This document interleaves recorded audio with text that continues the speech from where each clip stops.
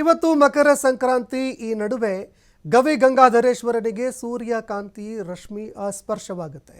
ಐತಿಹಾಸಿಕ ಗವಿ ಗಂಗಾಧರೇಶ್ವರ ದೇವಸ್ಥಾನದಲ್ಲಿ ವಿಶೇಷ ಪೂಜೆಗಳನ್ನು ನೆರವೇರಿಸಲಾಗ್ತಾ ಇದೆ. ಇಂದು ಸಂಜೆ ದೇಗುಲ ಶಿವಲಿಂಗಕ್ಕೆ ಸೂರ್ಯನ ರಶ್ಮಿಗಳು ಸ್ಪರ್ಶ ಮಾಡುತ್ತೆ. ಬೆಂಗಳೂರಿನ ಗವಿಪುರಂನಲ್ಲಿ ಇರುವಂತಹ ಗವಿ ಗಂಗಾಧರೇಶ್ವರ ದೇವಾಲಯದಲ್ಲಿ ಇವತ್ತು ಸೂರ್ಯ ರಶ್ಮಿಗಳು ಸ್ಪರ್ಶವಾಗುತ್ತೆ. ದೇವಾಲಯ ಸಂಜೆ 5:02 ಶಿವಲಿಂಗಕ್ಕೆ ಸೂರ್ಯನ ರಶ್ಮಿಗಳು ಸ್ಪರ್ಶವಾಗುತ್ತೆ. ದೇವಸ್ಥಾನದಲ್ಲಿ ಸೂರ್ಯ ರಶ್ಮಿಯನ್ನು ಕಣ್ತುಂಬಿಕೊಳ್ಳೋದಕ್ಕೆ ಭಕ್ತರು ಕಾತುರತೆಯಿಂದ ಕಾಯ್ತಾ ಇದ್ದಾರೆ. ಮಧ್ಯಾಹ್ನ 12:30 ದೇವರ ದರ್ಶನಕ್ಕೆ ಭಕ್ತರಿಗೆ ಅವಕಾಶ ಇರುತ್ತೆ. ಅದಾದ ನಂತರ ಸೂರ್ಯ ರಶ್ಮಿ ಆಗಮನಕ್ಕೆ ದೇಗುಲವನ್ನು ಸ್ವಚ್ಛಗೊಳಿಸುವಂತಹ ಕೆಲಸ ಆಗತ್ತೆ. ಸೂರ್ಯಾಭಿಷೇಕ ಬಳಿಕ ಮತ್ತೆ ದರ್ಶನ ಪಡೆಯೋದಕ್ಕೆ ಭಕ್ತರಿಗೆ ಅವಕಾಶವನ್ನು ಮಾಡಿಕೊಡಲಾಗುತ್ತೆ. ಹೀಗಾಗಿ ಈ ಒಂದು ದೃಶ್ಯವನ್ನು ಕಣ್ತುಂಬಿಕೊಳ್ಳೋದಕ್ಕೆ ಇದೇ ಸಂದರ್ಭದಲ್ಲಿ ಗವಿ ಗಂಗಾಧರೇಶ್ವರನ ದರ್ಶನ ಪಡೆದು ಪುನೀತರಾಗೋದಕ್ಕೆ ಭಕ್ತರು ಕಾತುರತೆಯಿಂದ ಕಾಯ್ತಾ ಇದ್ದಾರೆ. ಮಧ್ಯಾಹ್ನ 12 ದರ್ಶನಕ್ಕೆ ಅವಕಾಶ ಇರುತ್ತೆ. ಇಂದು ಗವಿ ಗಂಗಾಧರೇಶ್ವರನಿಗೆ ಸೂರ್ಯನ ರಶ್ಮಿಗಳು ಸ್ಪರ್ಶ ಮಾಡುತ್ತೆ. ದೇಗುಲದ ಪ್ರಧಾನ ಅರ್ಚಕ ಸೋಮಸುಂದರ್ ದೀಕ್ಷಿತ್ ಅವರು ಹೇಳಿಕೆ ಕೊಟ್ಟಿದ್ದಾರೆ. ಇವತ್ತು ಸೂರ್ಯ ದಕ್ಷಿಣ ಪಥದಿಂದ ಉದಯವಾಗ್ತಾನೆ ಅಂತ ಅವರು ಹೇಳಿಕೆ ಕೊಟ್ಟಿದ್ದಾರೆ. ಯಾವ ರೀತಿಯಾಗಿ ಸ್ಪರ್ಶವಾಗುತ್ತೆ, ಅದರ ಪ್ರಾಮುಖ್ಯತೆ ಏನು ಅನ್ನುವಂಥದ್ದನ್ನು ವಿವರಿಸಿದ್ದಾರೆ. ಇವತ್ತು ಸಂಕ್ರಾಂತಿಯ ದಕ್ಷಿಣ ಪಥದಿಂದ ಉತ್ತರ ಪಥಕ್ಕೆ ಹೋಗುವಂಥ ಸೂರ್ಯ ಭಗವಂತ ಇವತ್ತು ಸಾಯಂಕಾಲ ಅಸ್ತಮಾನಕ್ಕೆ ಮುಂಚೆ ಸ್ವಾಮಿಯನ್ನು ದರ್ಶನ ಮಾಡಿ, ಸ್ವಾಮಿಯನ್ನು ಪೂಜೆ ಮಾಡಿ, ದಕ್ಷಿಣಾಯನದ ಫಲವನ್ನೆಲ್ಲ ಉತ್ತರಾಯಣಕ್ಕೆ ವಿಶೇಷವಾಗಿ ಫಲವನ್ನು ನೀಡುವಂಥ ಶುಭ ದಿನ ಇವತ್ತು ಈ ಸಂಕ್ರಾಂತಿಯ ದಿನ. ದಕ್ಷಿಣಾಯನ ಪರ್ವದಿಂದ ಉತ್ತರಾಯಣ ಸೂರ್ಯ ಭಗವಂತ ಹೋಗೋದ್ರಿಂದ ಇವತ್ತು ಎಲ್ಲ ದೇವಸ್ಥಾನದಲ್ಲಿ ಆ ಶಿವನ ಪೂಜೆ ಬಹಳ ವಿಶೇಷವಾಗಿರುತ್ತೆ. ಇಂತಹ ಶುಭ ಸಂದರ್ಭ ಶ್ರೀ ಪ್ರಸನ್ನ ಪಾರ್ವತಿ ಸಮೇತ ಗವಿ ಗಂಗಾಧರೇಶ್ವರ ನೋಡಿ. ಗವಿ ಗಂಗಾಧರೇಶ್ವರ ಸ್ವಾಮಿ ಈ ಹೊರಗಡೆ ಭಾಗದಿಂದ 132 ಅಡಿ ಒಳಗಡೆ ಇರುವಂಥ ಗವಿಯಲ್ಲಿ ಸ್ವಾಮಿ ಇದ್ದಾನೆ. ಸೂರ್ಯಲೋಕದಿಂದ ಬಂದಂತಹ ಸೂರ್ಯ ಭಗವಂತ ಆ 132 ಅಡಿ ಒಳಗಡೆ ಗವಿ ಒಳಗಡೆ ಪ್ರವೇಶ ಮಾಡಿ ಆ ಶಿವನನ್ನು ಪೂಜೆ ಮಾಡಿ ದಕ್ಷಿಣ ಪಥದಿಂದ ಉತ್ತರ ಪಥಕ್ಕೆ ಹೋಗುವಂಥ ವೈಶಿಷ್ಟ್ಯವಾದ ದಿನ. ನಾವು 1 ತಿಂಗಳ ಕಾಲದಿಂದ ಧನುರ್ಮಾಸ ಪೂಜೆ ಬೆಳಗ್ಗೆ 5 ಗಂಟೆಗೆ ಸ್ವಾಮಿಗೆ ಅಭಿಷೇಕ ಮಾಡಿ 6 ಗಂಟೆಗೆ ಮಂಗಳಾರತಿ ಮಾಡಿ ಎಲ್ಲ ಭಕ್ತರಿಗೂ 1 ತಿಂಗಳ ಕಾಲ ಪ್ರಸಾದ ವಿನಿಯೋಗ ಮಾಡಿ ನಡೆಸ್ತಾ ಬಂದ್ವಿ. ಇವತ್ತು ಧನುರ್ಮಾಸದ ಕಡೆಯ ದಿನವಾಗಿದೆ. ಸ್ವಾಮಿಗೆ ಬೆಳಗಿಂದ ಅಭಿಷೇಕ ಮಾಡಿ ಸಹಸ್ರ ಸಂಖ್ಯೆಯಲ್ಲಿ ಭಕ್ತರು ಬಂದು ದರ್ಶನ ಮಾಡ್ತಾ ಇದ್ದಾರೆ. ಈ ದರ್ಶನ ಭಾಗ್ಯವನ್ನು ನಾವು ಮಧ್ಯಾಹ್ನ 12:30ವರೆಗೂ ನೀಡಿರ್ತೀವಿ. 12 ಗಂಟೆಯ ನಂತರ ದೇವಸ್ಥಾನವನ್ನು ಶುಚಿ ಮಾಡಿ ಸಾಯಂಕಾಲ ಬರುವಂಥ ಸೂರ್ಯ ಭಗವಂತನ ಪೂಜೆಗಾಗಿ ನಾವು ಅಣಿ ಮಾಡಿಕೊಡ್ಬೇಕಾಗುತ್ತೆ.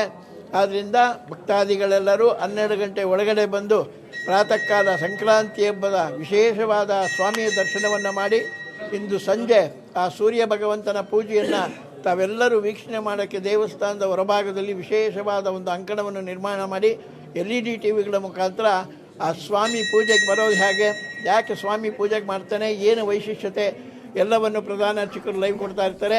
ತಾವು ಅದನ್ನೆಲ್ಲ ಕೇಳಿ ಆ ಸ್ವಾಮಿಯನ್ನು ದರ್ಶನ ಮಾಡಿ ಈ ಬಗ್ಗೆ ಮತ್ತಷ್ಟು ಮಾಹಿತಿ ಕೊಡ್ತಾರೆ ಪ್ರತಿನಿಧಿ ಗಣೇಶ್. ಗವಿ ಗಂಗಾಧರೇಶ್ವರ ದೇಗುಲದಿಂದ ನೇರ ಸಂಪರ್ಕದಲ್ಲಿ ಜಾಯ್ನ್ ಆಗಿದ್ದಾರೆ. ಗಣೇಶ್, ಇವತ್ತು ಗವಿ ಗಂಗಾಧರೇಶ್ವರನಲ್ಲಿ ವಿಶೇಷ ಪೂಜೆಗಳು ನೆರವೇರುತ್ತೆ. ಅದರಲ್ಲೂ ಸೂರ್ಯ ರಶ್ಮಿ ಗವಿ ಗಂಗಾಧರೇಶ್ವರನನ್ನು ಸ್ಪರ್ಶಿಸುವಂತಹ ಕ್ಷಣವನ್ನು ಕಣ್ತುಂಬಿಕೊಳ್ಳೋದಕ್ಕೆ ಸಹಜವಾಗಿ ಭಕ್ತರಲ್ಲಿ ಕುತೂಹಲ, ಕೌತುಕ ಇದ್ದೇ ಇರುತ್ತೆ. ಸ್ಥಳದಲ್ಲಿ ಯಾವ ರೀತಿಯಾಗಿ ವ್ಯವಸ್ಥೆಗಳನ್ನು ಮಾಡಿಕೊಳ್ಳಲಾಗಿದೆ, ಅದೇ ರೀತಿಯಾಗಿ ಭಕ್ತರಲ್ಲಿ ಇರುವಂತಹ ಕೌತುಕ ಯಾವ ರೀತಿಯಾಗಿದೆ, ಈ ಬಗ್ಗೆ ಮತ್ತಷ್ಟು ಮಾಹಿತಿ ಕೊಡೋದಾದರೆ.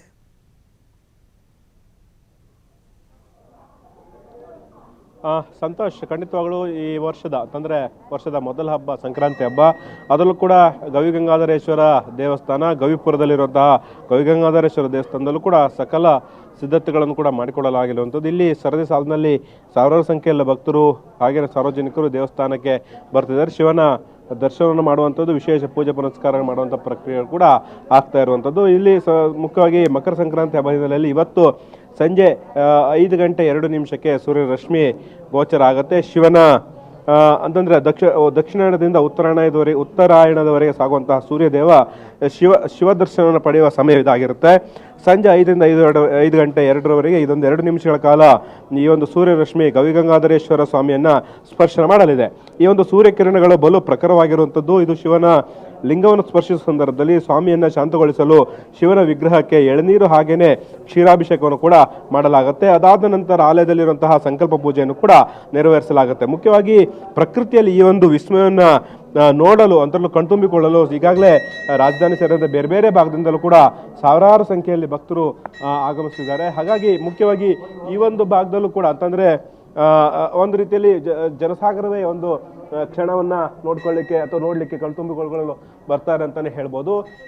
ಇಲ್ಲಿ ಮುಖ್ಯವಾಗಿ ಅಂತಂದ್ರೆ ಬೆಳಗ್ಗೆಯಿಂದಲೂ ಕೂಡ ಈ ಒಂದು ಸೂರ್ಯನ ರಶ್ಮಿಯನ್ನು ಸಂಜೆ ವೀಕ್ಷಣೆ ಮಾಡಲಿಕ್ಕೆ ಬೆಳಗ್ಗೆ ಧನುರ್ಮಾಸದ ಕೊನೆಯ ಪೂಜೆ ಆದಂಥ ಹಿನ್ನೆಲೆಯಲ್ಲಿ ಬೆಳಗ್ಗೆ 5 ಗಂಟೆಗೆ ವಿಶೇಷ ಪೂಜೆಯನ್ನು ಮಾಡಲಾಯಿತು. 6 ಗಂಟೆ ಕೂಡ ಒಂದು ರೀತಿಯಲ್ಲಿ ಅಭಿಷೇಕಗಳನ್ನು ಕೂಡ ಮಾಡಲಾಯಿತು. ನಂತರ ಸಾರ್ವಜನಿಕರಿಗೆ ದರ್ಶನಕ್ಕೆ ಕೂಡ ಅವಕಾಶವನ್ನು ಮಾಡಿಕೊಡಲಾಗಿದೆ. ಮಧ್ಯಾಹ್ನ 12:30ರವರೆಗೆ ಅಂತಂದ್ರೆ ಈ ಒಂದು 12:30ರವರೆಗೆ ಸಾರ್ವಜನಿಕರಿಗೆ ಈ ಒಂದು ದೇವಸ್ಥಾನವನ್ನು ಅದರಲ್ಲೂ ಕೂಡ ದೇವರ ಪೂಜೆ ಪುನಸ್ಕಾರ ಮಾಡಲು ಅಥವಾ ಆಶೀರ್ವಾದವನ್ನು ಪಡೆಯಲು ದರ್ಶನವನ್ನು ಪಡೆದುಕೊಳ್ಳಲು ಅವಕಾಶವನ್ನು ಇಲ್ಲಿನ ಆಡಳಿತ ಮಂಡಳಿ ಹಾಗೇನೆ ಮುಜರಾಯಿ ಇಲಾಖೆ ವ್ಯವಸ್ಥೆಯನ್ನು ಮಾಡಿರುವಂಥದ್ದು. ಆದ ಬಳಿಕ ಮಧ್ಯಾಹ್ನದ ಹೊತ್ತಿಗೆ ಒಂದು ರೀತಿಯಲ್ಲಿ ದೇವಸ್ಥಾನದ ಒಳಗಡೆ ಅಂತಂದ್ರೆ ಗರ್ಭಗುಡಿ ಸೇರಿದಂತೆ ಆಲಯದ ಒಳಗಡೆ ಒಂದು ರೀತಿಯಲ್ಲಿ ಸ್ವಚ್ಛತಾ ಕಾರ್ಯವನ್ನು ಕೂಡ ಮಾಡಲಾಗುತ್ತೆ. ಅದಾದ ಬಳಿಕ 5 ಗಂಟೆಗೆ ವಿಶೇಷ ಒಂದು ಸೂರ್ಯನ ರಶ್ಮಿ ಇಡೀ ಶಿವನ ಪಾದದಿಂದ ಮುಡಿಯೋರು ಕೂಡ ಒಂದು ರೀತಿಯಲ್ಲಿ ಸೂರ್ಯನ ಕಿರಣ ಪ್ರಕೃತಿಯನ್ನು ತೋರಿಸುವ ಹಿನ್ನೆಲೆಯಲ್ಲಿ ಆ ಒಂದು ಕೌತುಕವನ್ನು ನೋಡಿಕೊಳ್ಳಲು ಕೂಡ ಒಂದು ರೀತಿಯಲ್ಲಿ ಲೈವನ್ನ ಬೇರೆ ಬೇರೆ LED-ಗಳಿಂದ ಹೊರಗಡೆ ಭಕ್ತರಿಗೆ ಅವಕಾಶವನ್ನು ಮಾಡಿಕೊಡಲಾಗುತ್ತೆ. ಅದಾದ ಬಳಿಕ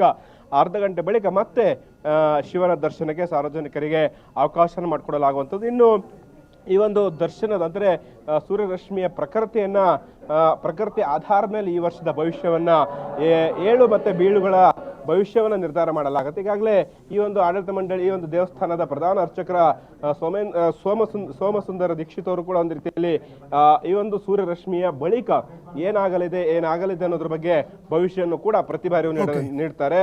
ಕಳೆದ ಹಲವು ವರ್ಷಗಳಿಂದ ವಾತಾವರಣ ಇಲ್ಲದ ಸಂದರ್ಭದಲ್ಲಿ ಸೂರ್ಯನ ಪ್ರಕೃತಿ ಅಷ್ಟೊಂದು ಪ್ರಖರವಾಗಿ ಕಂಡಿರಲಿಲ್ಲ. ಹಾಗಾಗಿ ಆ ಸಂದರ್ಭದಲ್ಲಿ ಆಗಿರಲಿಲ್ಲ. ಈ ವರ್ಷ ಆ ಒಂದು ವಾತಾವರಣ ಇಲ್ಲ ಅಂತ ಹೇಳಲಾಗ್ತಾ ಇದೆ. ಹಾಗಾಗಿ ಯಾವ ಪ್ರಮಾಣದಲ್ಲಿ ಸೂರ್ಯನ ಕಿರಣ ಪ್ರಖರವನ್ನು ತೋರಿಸ್ತಾನೆ ಅನ್ನೋದ್ರ ಆಧಾರದ ಮೇಲೆ ಈ ವರ್ಷದ ಭವಿಷ್ಯ ನಿರ್ಧಾರ ಆಗಿರುವಂಥದ್ದು. ಅದ್ರ ಬಗ್ಗೆ ಇಲ್ಲಿನ ಪ್ರಧಾನ ಅರ್ಚಕರ ಸೋಮಸುಂದರ ದೀಕ್ಷಿತ್ ಅವರು ಕೂಡ ಒಂದು ರೀತಿಯ ಭವಿಷ್ಯವನ್ನ ಅದಾದ ಬಳಿಕ ಹೇಳಲೇ ಇರುವಂಥದ್ದು.